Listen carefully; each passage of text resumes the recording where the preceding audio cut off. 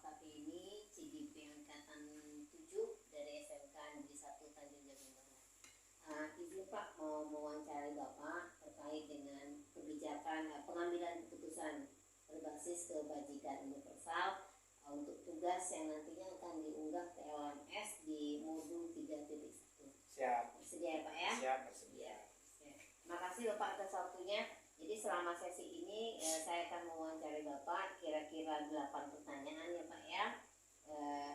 Nanti kita rekam, kemudian rekaman ini akan dibuat ke LMS, tidak ada maksud apapun, ini hanya untuk sebagai tugas. Ya. Pertama Pak, bagaimana Bapak dapat mengidentifikasi kasus-kasus yang merupakan apakah itu suatu dilema etika atau rujukan moral?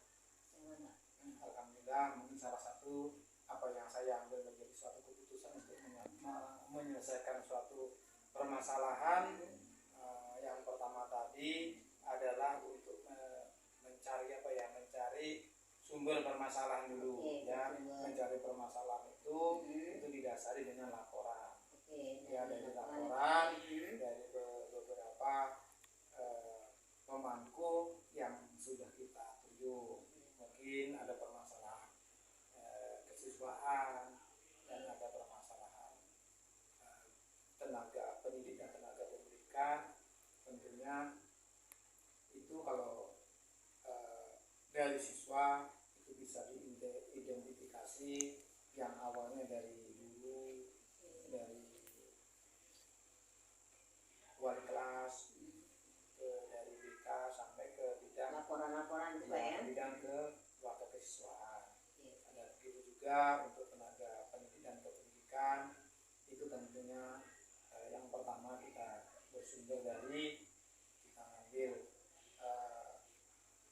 kebenaran itu kita ambil dari laporan-laporan. Pertama adalah laporan dari bidang kurikulum dan tata usaha, sehingga nanti untuk mengidentifikasi itu memang betul-betul kita mendapat, betul-betul kita tahu permasalahan dan akar masalah nanti, dan kita selesaikan sehingga masalah itu kita selesaikan tidak terjadi kesenjangan sosial. Jadi identifikasinya Bapak dengan mengambil laporan dari berbagai sumber ya Pak ya. Selama ini Pak ya, dalam Bapak menjalankan pengambilan keputusan itu Pak, bagaimana Bapak menjalankan keputusan itu? Terutama setelah kita mendapat laporan, tentunya kita harus bermusyawarah dulu.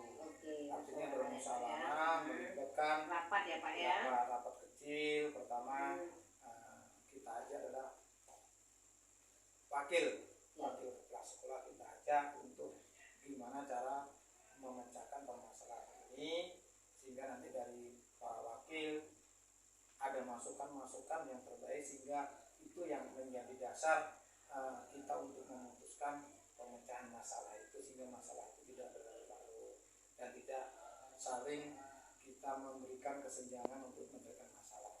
Dan masalah itu ya kita tidak selalu harus disampaikan tempat orang banyak.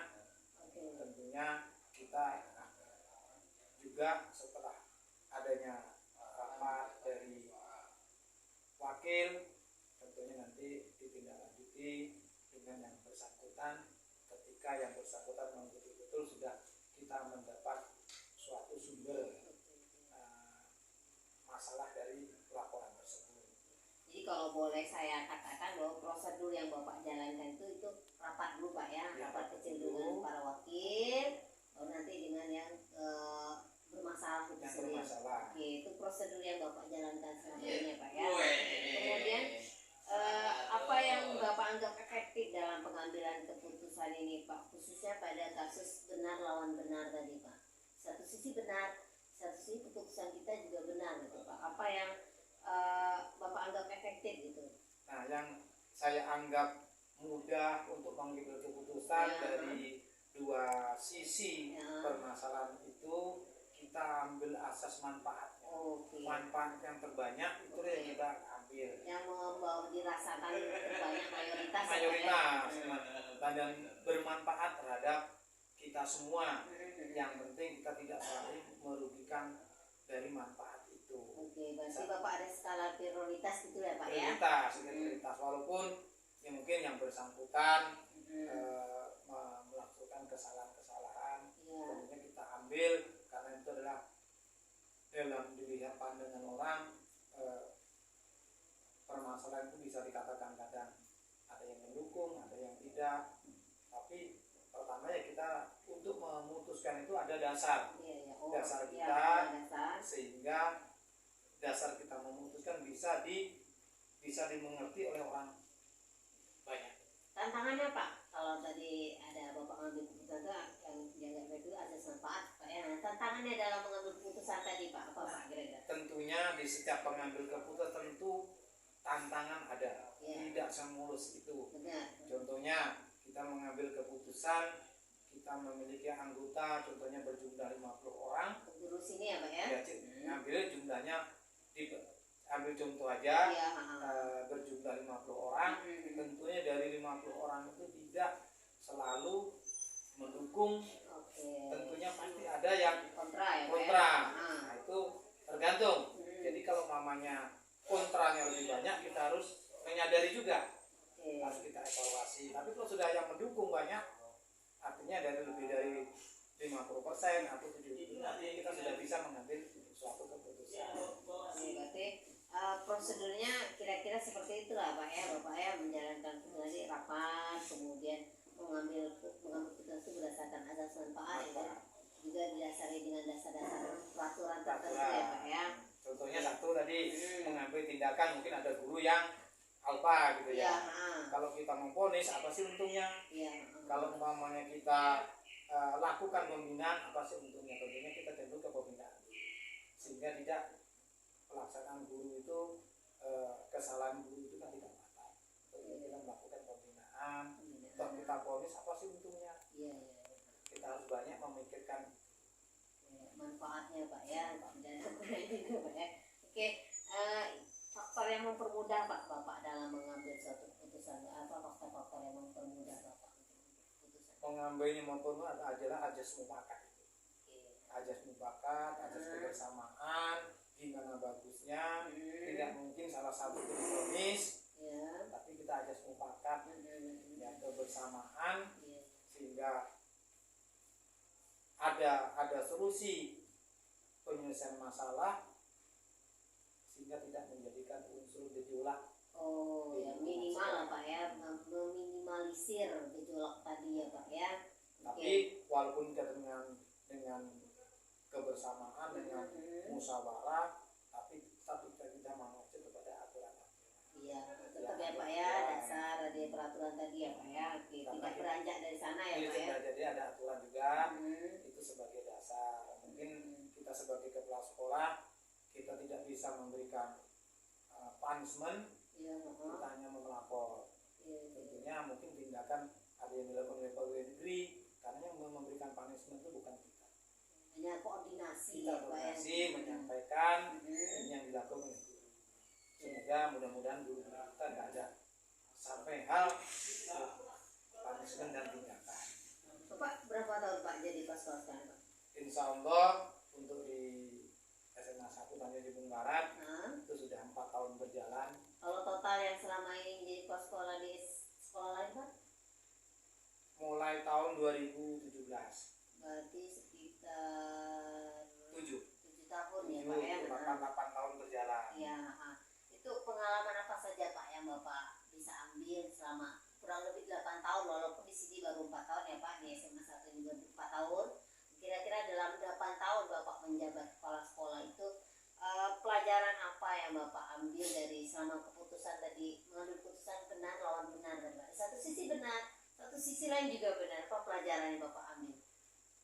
Alhamdulillah dari sisi pembelajarannya itu sangat luar biasa, sangat banyak. Karena pertama dari berbagai jenis, maksudnya jenis daerah sekolah yang pernah saya bekerja di situ, mulai dari sekolah terkecil, Lingkungan ya Pak ya, lingkungan. mulai dari sekolah terkecil belum terakreditasi sehingga menjadi akreditasi juga, dan siswa yang paling sedikit di Tanjung Jabung Barat ini sampai yang terbanyak kelas 1 sampai kelas 3 itu hanya di 58 orang. 1 sampai kelas 3 Pak 1 ya. sampai kelas 3. Beranjaklah mulai ke sekolah yang lumayan menengah dan itu akreditasinya A. Ya. Dan di situ juga ada juga pasti ada kendala-kendala. Dan dari kendala itulah yang bisa kita ambil hikmahnya pembelajaran kita. Pengalaman dalam menyelesaikan pengalaman. itu. Dan setelah itu alhamdulillah juga ini sudah tahun keempat, 4 tahun keempat berjalan SMA 1 ini ya Pak ya. Barat. Dan ini adalah tadi ada yang pernah sekolah yang paling terkecil di Tanjung Jabung Barat siswanya. Dan sekarang alhamdulillah ya terbanyak di Tanjung Jabung Barat. Pengalamannya Pak? Wah, pengalaman sangat luar biasa kalau ditanya. Khususnya dalam misal kalau ada satu kasus ini anak ini bener gitu loh, misal anak ini dia nyontek tapi dia juga pengen masuk ke perguruan tinggi yang nilainya butuh didukung, itu bagaimana pengalaman ada seperti itu Pak? Nah, mengenai pengalaman-pengalaman seperti itu tentunya untuk mendukung salah satunya tadi yang Ibu Ira sampaikan tadi tentang kebijakan-kebijakan sekolah karena anak seperti ini dan perlu dukungan tentunya ya sekolah mengadakan kiat-kiat untuk penambahan memberikan materi tambahan di luar jam sekolah. Tentunya kalau kita ingin menambah nilai tentunya kita harus sesuai dengan proses. Berarti Bapak harus melatih prosedur juga ya Pak ya. Belajar dari pengalaman dari mulai sekolah kecil sampai sekolah yang terbesar ini ya Pak di SM Tanjung Jabung Barat ini Pak ya. Kecuali kalau masalah siswa, kenakalan siswa tentunya ya diputuskan sama-sama. Oke, berarti melalui rapat juga ya Pak rapat, ya. mungkin dihadiri oleh guru BK, wakil kesiswaan dan orang tua. Jangan kita memberikan sanksi tidak melibatkan orang tua. Dan mudah-mudahan tuh sanksi tidak akan terjadi karena sudah selesai selesaikan permasalahan itu secara bersama. Berarti tetap musyawarah itu Pak ya. Musyawarah paling utama adalah apapun kegiatan terkecil adalah yang paling pertama adalah musyawarah. Walaupun keputusan akhir tetap di tangan Bapak, tapi prosesnya ya Pak ya harus ada musyawarah, panggil wakil-wakil gitu Pak tadi Pak ya. Oke. Terima kasih atas waktunya Pak. Itu saja tadi pertanyaan terakhir dari saya. Terima kasih atas waktunya Bapak. Mohon maaf Pak ya mengganggu Pak. Terima kasih banyak juga atas waktunya bisa hadir di sini dan bisa bersilaturahmi di sini. Semoga CGP di Tanjung Jabung Barat semakin banyak dan Ibu Ira C-nya segera hilang Jadi guru penggerak lulus menjadi guru GP ya, gitu ya. Itu harapan saya. C-nya hilang menjadi GP. Jangan nanti C-nya gak hilang-hilang. Terima kasih Pak. Dan semangatnya luar biasa. Begitu juga Mbak Ira sudah mengalami juga menjadi seorang kepala sekolah ya, mengalami juga mungkin ya pengalaman lebih banyak juga. Dan apa yang saya sampaikan tadi itulah juga pengalaman, yaitu pengalaman mungkin dari target seorang kepala sekolah mungkin sampai masih jauh, harapan-harapan bahwa seorang kepala sekolah harus seperti ini tentunya secara